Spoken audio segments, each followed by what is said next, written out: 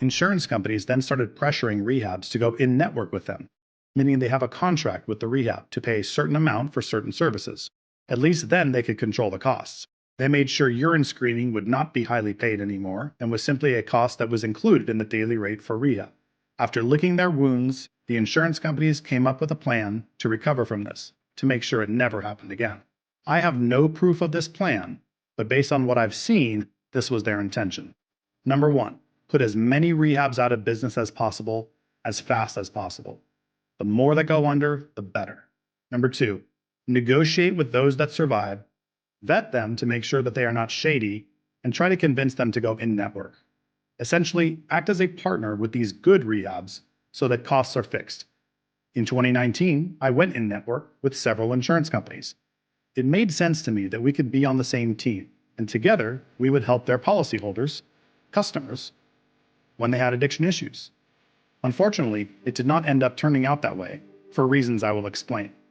I naively thought that if I ran a good company, delivered excellent results, didn't commit any fraud, and our team serviced our clients and their families to the best of our ability, using a proven model of success, the insurance companies would actually be happy to work with me. I would be considered an excellent provider for addiction treatment services, and they would refer their local customers to me when they needed help. It makes sense to me. After all, it was to their advantage. An ethical organization that gets good results means less future medical expenses that the insurance company has to pay for. It's a win-win, or so I thought. I would work very hard to get good results, and they would then pay me decent rates, or at least not fight me when I bill.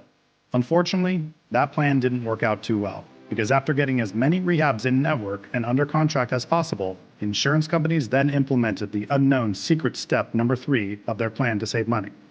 Number 3, keep squeezing the providers, rehabs, year after year, even the good guys, because they could. Make it more and more difficult to get authorizations and come up with absurd hoops that rehabs have to jump through in order to get paid.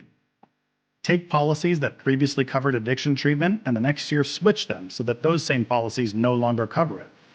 I can hear the insurance companies talking to their customers now. Oops, yeah, sorry, your policy doesn't cover inpatient rehab anymore, and we didn't make that clear when the new year rolled over. You mean you didn't read your entire policy when you renewed? Sucks for you, but make sure you keep paying your premium. They screwed over people with addiction issues to save money by just not paying for treatment.